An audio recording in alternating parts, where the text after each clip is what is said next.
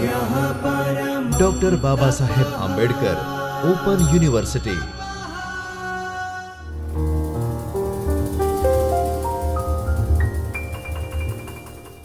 Hello friends, Namaskar.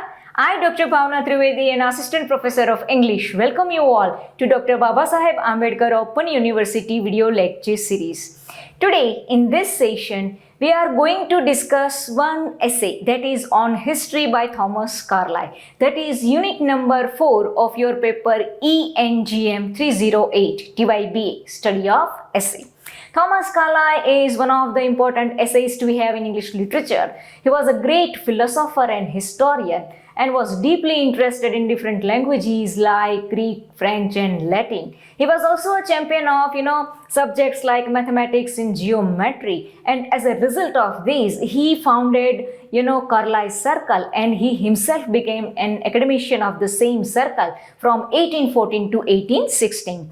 Being a voracious reader of different languages, he happened to, get exposure of great scholars of his time like, Friedrich Schiller, Jean-Paul Frederick, Richer, etc. And these particular, experiences, gave him a kind of, he came to know about the working system of language due to such a kind of exposure. These led him to profound religious experiences and made him forsake the atheistic attitude. After having such a kind of experiences, Carlyle started to realize a deeper interconnectedness of the things existing in this cosmos, and these particular thing gave birth to the great work of Carlyle, that is Sartor Resartus, that is the combination of philosophy and autobiography. Throughout his career, his focus remained on that particular disparities and differences found in society, especially in capitalist society of bourgeois class. On History is one of the essays of that particular collection, Critical and Miscellaneous Essays, which was published in 1839. In this particular essay, Carlyle comes up with the points like the relevance of history, the events a historian should mention, the role of historian, the difference between a gazetteer and a historian, on many other important topics. According to Carlyle, history is the distinct product of man's spiritual nature. So it should be studied very systematically because it traces, that particular the roots of civilization and mankind. History in that case a collection of our human experiences, right? All kinds of our sorrows and miseries, pains and pleasures, gains and losses. In that case, history is a record of man's life. Carlyle says our speech is also historical because whenever we speak, the idea is to narrate rather than to impart our thought. So in that case, speech is also historical. So in that case, Carlyle says history is nothing but the exhibition of the experience we have undergone, the life we have undergone, the life we have observed. In this way, history is nothing but the way of life. Right? History, Carlyle says, is the highest form of art. Art is the highest form of, men's power, art and philosophy. Right? So history, a historian should, while writing a history, should be very meticulous. Similar, Carlyle says, history is that of minstrel. Right? Minstrel is the person who comes up with his song. Right? A song, minstrel, sings songs of, great heroes with that particular instrument, musical instrument called lyre. And people, enjoy this particular song and come to know about the history of the great heroes. Later, Carlyle compares that history is not less than schoolmistress. A schoolmistress is a kind of epitome of wisdom for children. And whenever she is there, children are found surrounded to her, right? All inquiring minds of every order are gathered round her footstool and reverently pondering her lessons as the true basis of wisdom, Carlyle writes.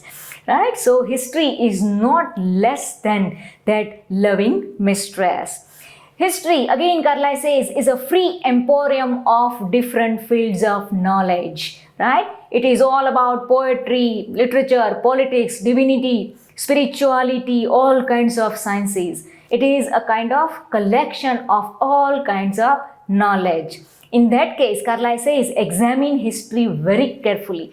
And it is a philosophy that teaches by experiences. Now, Carlyle says, if that, history is a philosophy teaches by experience, then is history the sole source of knowledge, professional knowledge? Then if it is philosophy, then that particular philosophy, right, has to be in readiness, right? It should be perfect. In that case, the experiences that philosophy collects must be gathered very carefully and intelligibly recorded. Another thing Carlyle says that history is a collection of all biographies. Biography is a life course and society is a collection of individuals. So when history comes up with that particular picture of, experiences of different lives, then it is not less than biography. Further important thing Carlyle mentions over here is that generally inward experiences, inward situation kind of condition we have, could be similar. Pains and pleasures we have, kind of same experience we can have.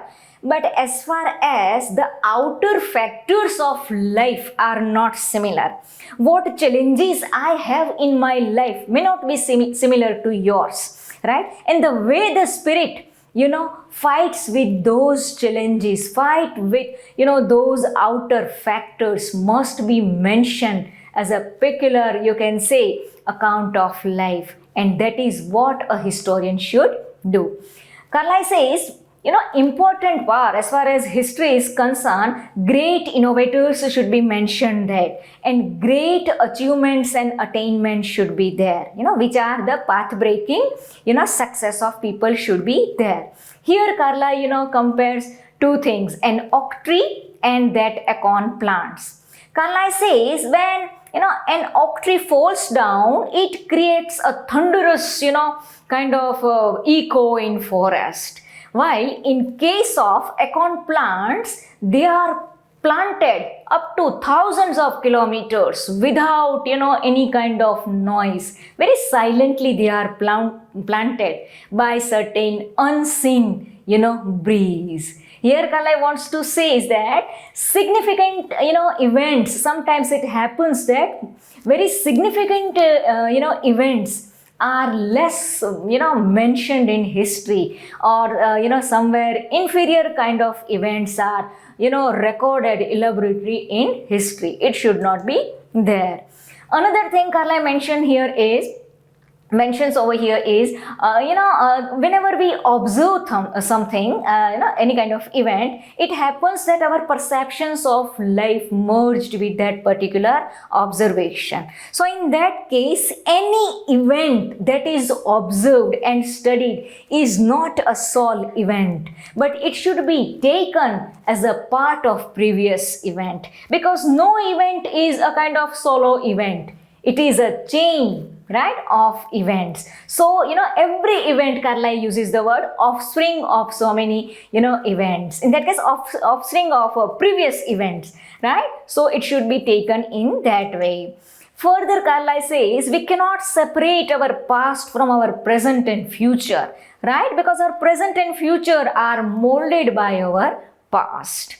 Next, Carlyle, compares, artist and artisan. Carlyle says, artisan is a person who is simply to imitate. Artisan has a kind of image of certain, piece of work in his mind. There is no idea of whole in artisan's mind, while artist is a person who has that, imagine, that particular whole in his mind. The whole universe is somewhere found in the mind of artist, while artisan is simply a laborer who has to labor only. Next, Carlyle says, history is a combination of circumstances of different genres. Right? Further, Carlyle, mentions ahead the difference between gazetteer and historian, saying that gazetteer is the only, gazetteer is to mention life-size, big events, wars and great, the function of, different officials and kind of great events. While historian is supposed to mention all the minutes of the events. Whenever any kind of event, whenever any kind of great event is there, the minutes and the common life, or what the common life experiences and feels at that time should be there. Up to this, we'll meet in the next lecture. Namaskar. स्वाध्यायः